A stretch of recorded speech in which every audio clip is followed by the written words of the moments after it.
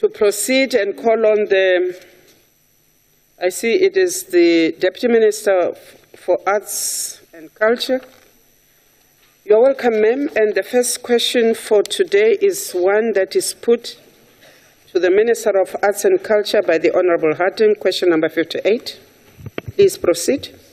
Thank you very much, Sihlalo Diabulele. Sihlalo, the Department of Arts and Culture budgeted a total amount of 3 million to implement the Winnie'S Mandela House in BRANDFORT by the Independent Development Trust, which is referred to as IDT, an entity of the Department of Public Works, from the 2011-2012 financial year through a memorandum of agreement. Of the total budget amount of 1,858,195,071 was transferred to IDT for project implementation. The IDT appointed an architect that was paid 476,078.60 for the architectural work and principal agent related task. The IDT appointed contractor was paid 117,543 for the preliminary establishment on site and foundation excavation. DAC terminated its relationship with IDT on the 9th November 2016, based on the findings of an investigation report that, amongst others, indicated that the DAC did not receive value for money. In the absence of any contractor on site, the DAC has appointed the following companies. Pattern Down Consulting and Project has been appointed to install a perimeter fence, a guardhouse with running water and toilet facilities for an amount of 143,098 rands. A local company, Chileon Pty Limited, has been appointed to provide 24-hour security services for 3 months, that is from December to March 2018, for 88 rand 560. A new implementing agency has been appointed for 1.9 to 226,705 to undertake and complete the restoration and construction work. Risimati Consulting Engineers is the new company, has been paid 65,691. By the end of March 2018 for the project preliminary work that has already been done, including inception of the project with the key stakeholders and the professional team, concept refinement and project viability work, detailed project implementation plan and compilation. The design and plans are in place and require consultation and approval by the family of Madikizela Mandela to ensure that the family input is taken into account before the final approval.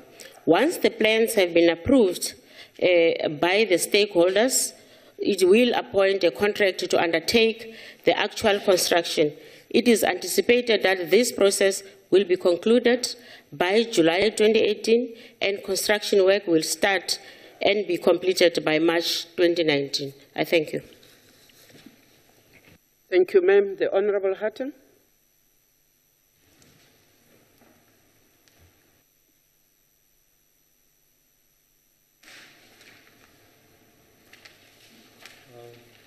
Chair, I'm still waiting for this microphone. There it is. Thank you. Thank you for the response, Deputy Minister. Many of my colleagues will also recall that the Select Committee actually had also presentations about this house, and then there was also the Public Protector's investigation. Now, the more answers, it appears that the more questions are being answered, the more different answers we are getting. The reality is, over the last decade, yes, 10 years of promises,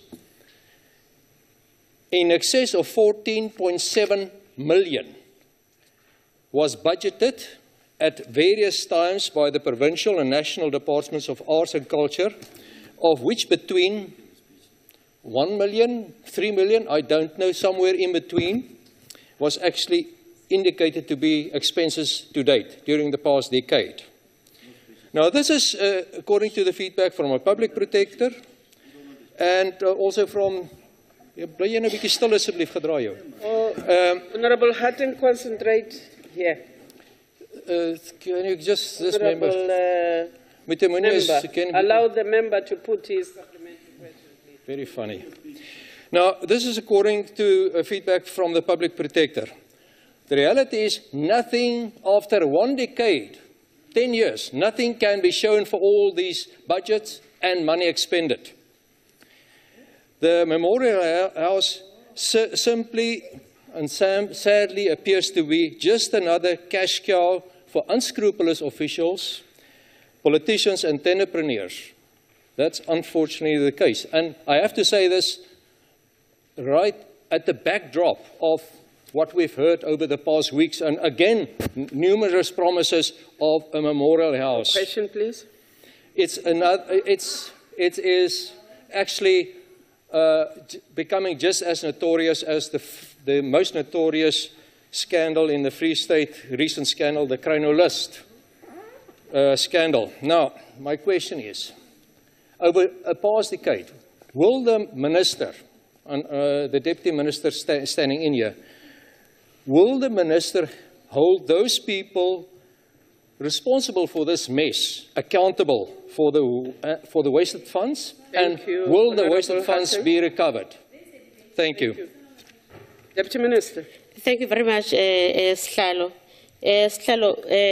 I did indicate that the Department of Arts and Culture National, we only took over the museum in 2012 because of the fact that the province is the one that invited us, that brought the museum to us.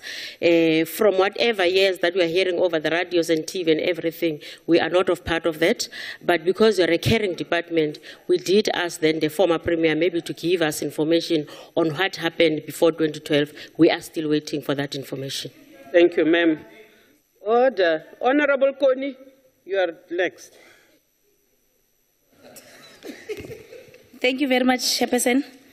The minister is speaking as if 2012 was this Friday. The ANC government failed Umama Winnie, and that is a fact, in her life, and have failed to honor the contribution she made to our struggle in many ways, many ways. One of these is by allowing her home in BRANDFORT, which she spent many years in. She was banished by the murderous apartheid regime to be neglected and run down. Now the apartheid regime is here making statements and we are dealing with questions. Money was allocated to maintain and look after the house, but the house is still in a bad condition, Minister, and you are fully aware. That money was probably eaten by the ANC and which can be effect. That is why we want to know now who will be held accountable for government's failure to spend the money allocated to renovate Mama Winnie's house in BRANDFORT. And when will these people be held accountable? Thank you, Chair. Thank you, ma'am. Deputy Minister. Thank you very much, Chair. Chairperson, I'm still repeating what I said. I said that we appointed IDT, and therefore there was a dispute between IDT and the department because of the fact that we did not get value for money for what then we've given to them. The case is still on, but because we are a caring department, we did not wait for the case to be completed. Hence, then we brought in a new project planner who is starting with that. I'm not for that one. Thank you, Chair. Order, members. Order. Honorable Michaelakis. Thank you, Honorable Chairperson. Honorable Deputy Minister, last week Ace Magashule told the nation that no money was spent on this project. We know now that he lied. One of the most recent tenders in 2017 for 143,000 Rand was awarded to a company called Pattern Down Consulting Projects. Their registered address is not BRANDFORT or Mangaung or Machabeng, but Parys, Ace's hometown. In fact, it's his friends. The same apparent construction company tendered to supply Mangaung Metro with stationery in August 2017. Really a multi-purpose company. Are you aware that Ace Magashule's friends were awarded this contract in 2017 by your department, and what are you going to do about it? Thank you. Deputy Minister. Thank you very much, Sharon Jabulel. Honorable Member, because you come from the province, where I come from, the Free State, and you are sitting with that information, I'll be pleased if you can give us that information so that we can use it as an evidence during our investigation, because there is a lot that we need to investigate of what happened at the House. Thank you. Thank you, ma'am. The Honorable Kaula. Thanks, Honorable Chairperson. Order, members. Order. For your information, Honorable Deputy Minister, the Department of Arts and Culture nationally has appeared before the Select Committee of Arts and Culture in this House on this matter. They were supposed to come with the district municipality, the local municipality, and the province. The Department of Arts and the province ran away. The district ran away. They did not come. But what I would like to know from you, Honorable Minister, is if the department has seen it fit now to appoint the architecture or the planner, as you call it, to do the work, what stopped the department then to appoint the planner instead of appointing IDT for IDT to appoint on your behalf? Now you have taken a shortcut, which is what you should have done then. Why did you do it then? And what is the responsibility of public works? Why did you not, if you wanted somebody else, why did you not secure the service of public works, which was going to be free to you because public works is you? Deputy Minister. Maybe I'll explain who understand the difference between a contractor and IDT as a consultant. E-consultant is the one who appoints the contractor, is the one who appoints civil engineering, is the one who appoints people who does the drawing and everything. Therefore, this time around, we are not doing that directly. We use the Department of Human Settlement to appoint a replacement for IDT because of the fact that IDT, as I'm talking to you. So they are the people who are responsible for appointing the actual people to do the work museum. Come on, go start. Deputy Minister, honorable members, those were the 4 supplementaries to that question. Izwela